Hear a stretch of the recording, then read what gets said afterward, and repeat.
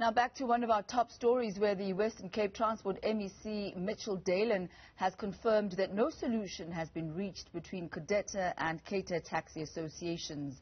Residents have had to make alternative arrangements to travel for weeks now as the two associations fight over routes. Our reporter Athi Mtongana is following the story and she joins us live. A very good afternoon to you, Athi. It looks like government intervention in the impasse between the two taxi associations is not yielding much results as it stands.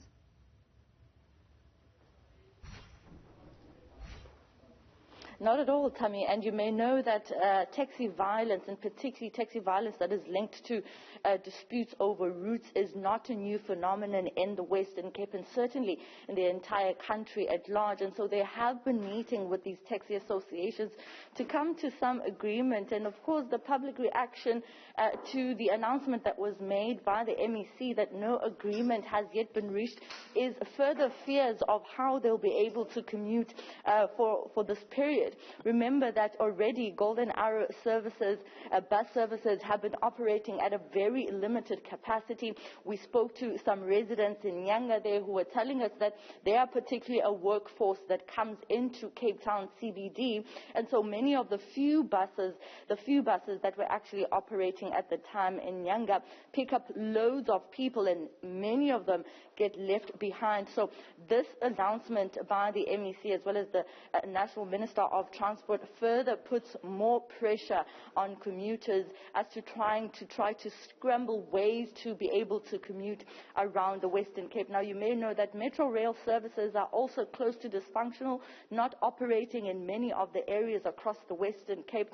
Some of the commuters were actually complaining that buses, now that they have to use as alternatives, are actually charging them more money as opposed to the money that they pay for the taxis that they use to commute on a daily basis. And today again, the MEC emphasizing that the number of people that have died since the beginning of the year is still 81, and they are currently trying to review all the submissions that were made by the public in as far as the Gazette is concerned, and then they will come back to announce the steps that they will be taking in terms of government trying to mediate this process. What this has done as well, Athi, it has once again shone the spotlight on the lack of public transport infrastructure there. Is this an avenue that has been explored or at least even spoken about by the authorities on how they plan to ensure that should these type of events continue happening, commuters are not left in the lurch?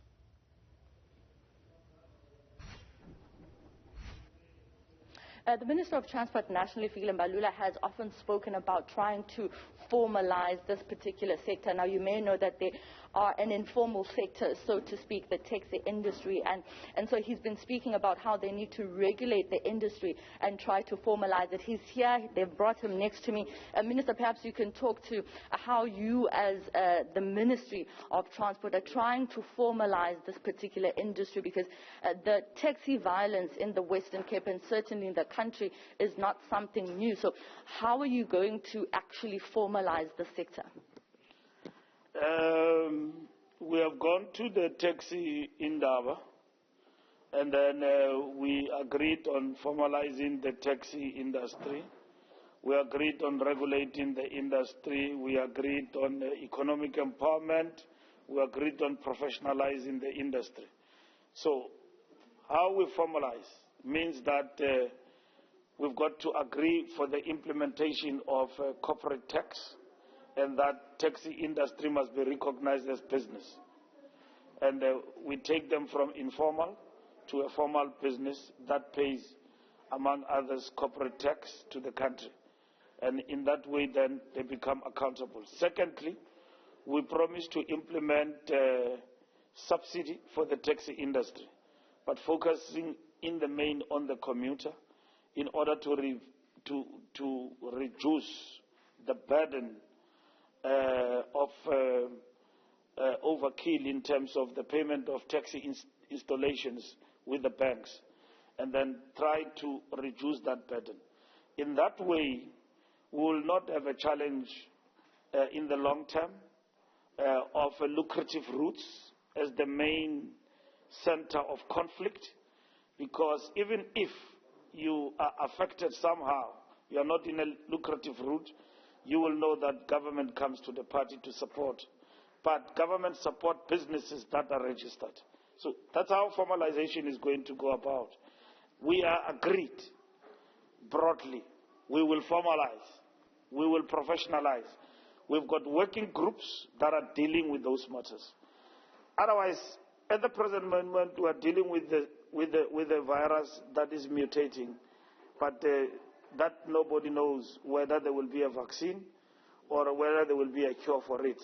And for us, the cure for this virus that is there in the taxi industry, which is a pandemic called killing and violence, is to implement the cure, which is the taxi in our resolutions, professionalizing, and all of that. So that's where we are heading and all of that. So we will resolve this one of Cape Town.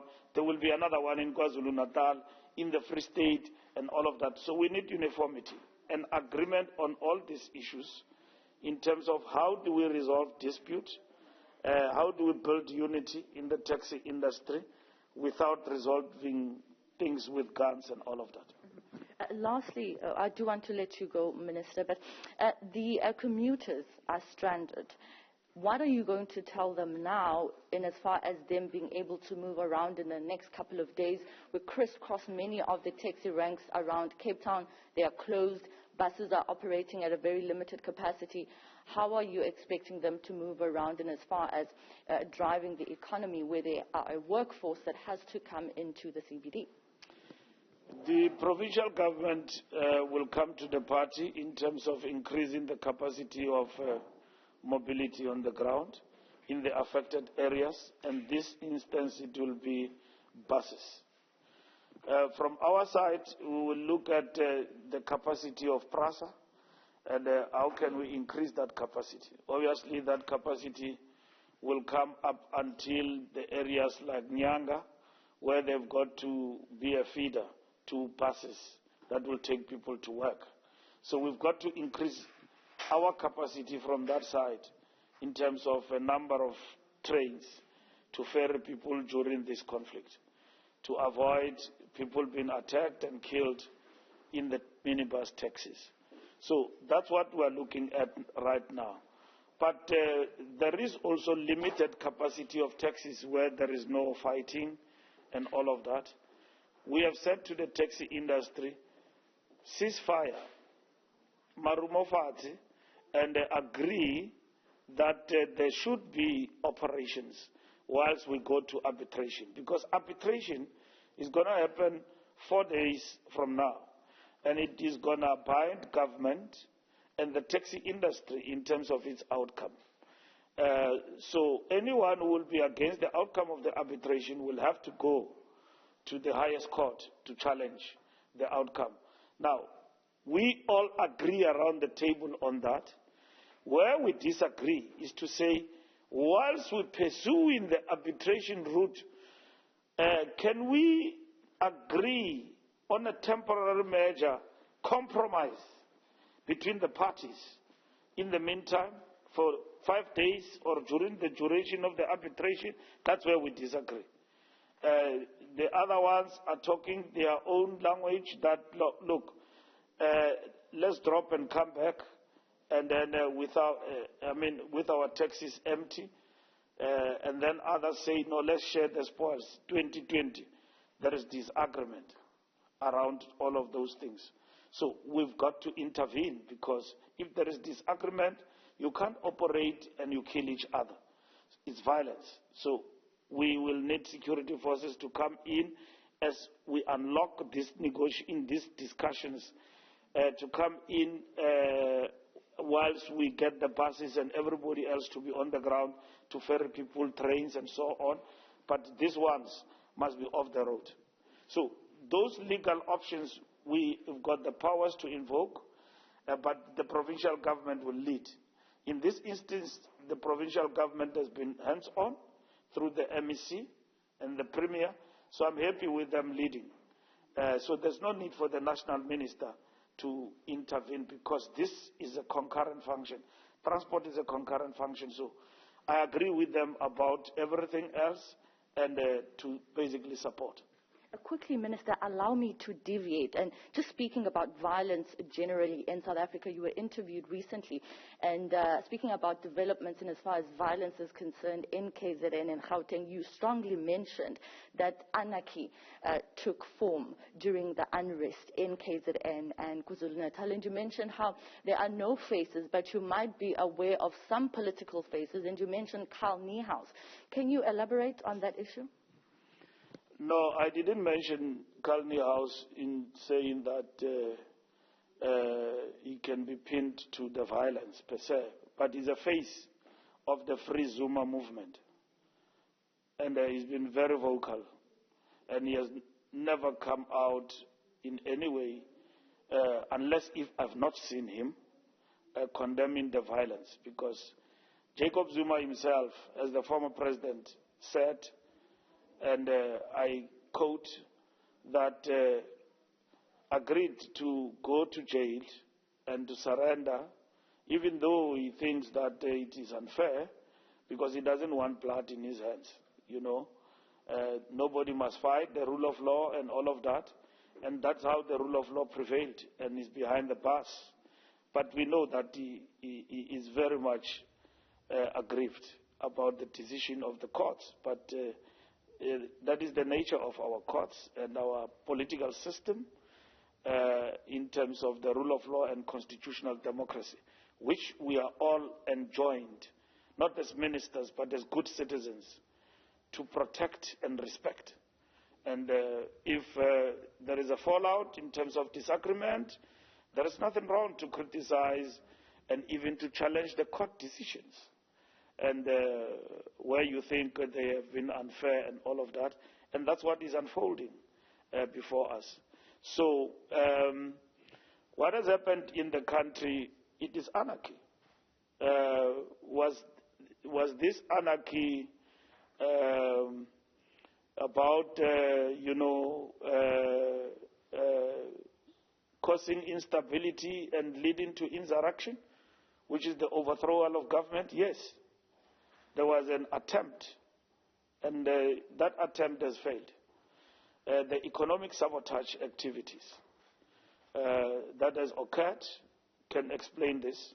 So when we fought the guerrilla warfare and the political struggle to liberate our people, we targeted certain installations. We didn't kill innocent people. Okay? And then that's why the ANC was very clear, including Mama Winnie saying that they will liberate this country with the matches and the tire. The ANC said that is not our policy. I love Mama Winnie to bits. When she said that, I was ready with the tire and everything else and the matches. But we realized that, no, this is not right, because it meant that, and it made us to be militant. So our political chiefs gave us direction to say, no, focus. Rendering the country unworkable and ungovernable means the apartheid economy must come down through acts of sabotage in strategic installations, but at the same time making it a point that we don't sacrifice our labor. We don't give our labor to the system that is unjust. So rebels, as they are, mobilize, faceless, using social media, and then organize anarchy. And then they coin themselves in that anarchy as fighting for the release of the former president. And then we see individuals in this coming out in support of anarchy in a democratic dispensation. I mean, we see them. And then spitting in the face of the democratic order. And then it meant that the state must clamp down and bring about order in the country. At the present moment, how it has affected our people, there's no bread, there's no milk, and everything. And that is how it has affected us. Yesterday I was told that in the port, we've got thousands of chickens there that could not go through inside the country in terms of our import. Our reporter Athi Mtongana there in conversation with the Minister of Transport, Mr. Fikile Mbalula.